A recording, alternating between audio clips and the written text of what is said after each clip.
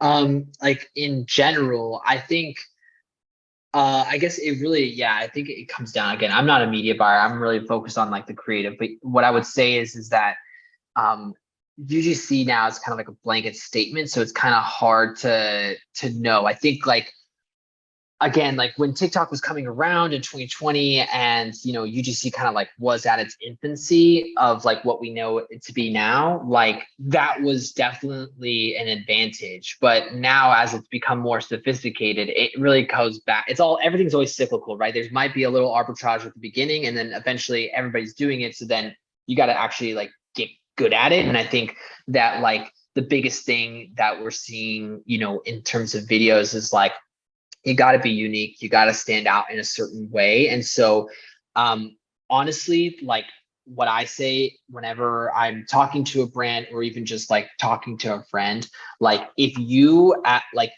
are not in charge of the creative strategy, and you're like letting the creators kind of like do the creative strategy, I think you're doing yourself a disservice. And so I would definitely say you want to you let the creators create, cool, but like you should really be in charge of like what are we testing, what are we doing?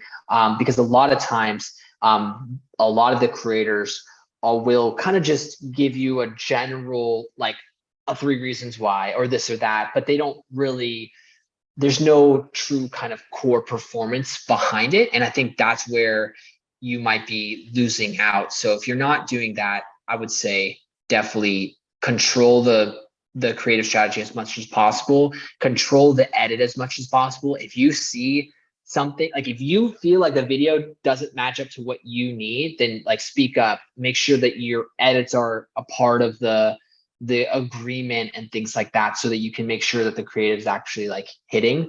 And yeah, but it's also not the golden ticket either, right? Like you don't it's not a it doesn't work because it's shot on an iPhone. It doesn't work because it's shot on a high-end camera. It's really the intention behind it, which is why Barry says like make ugly ads, but it's really not because it's like shot on iPhone. Really what he's saying is like don't spend so much time perfecting this beauty when you don't actually have spent any time thinking about how is this going to convert, right? And so that that's what I would say. I can't speak to Medium on as a buyer, but that's what I would say in terms of if it's not working, those would be the tweaks that I'd have.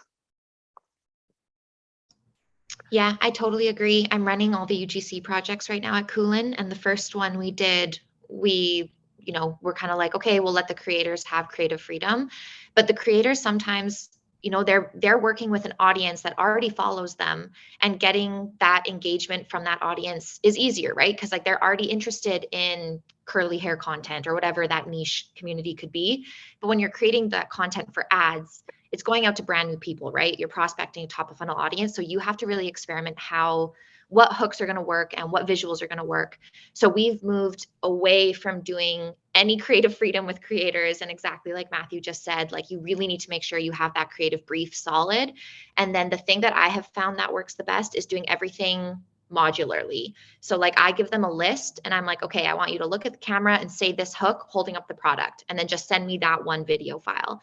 And then I want you to record a voiceover. And then I want you to record unboxing POV. And then I want you to record using the products. And then what I do on our end is mash everything up. And then you now have the freedom to start playing with that content to figure out how it's going to work. So definitely recommend if you're going to do UGC moving forward, modular is like the game changer for us right now.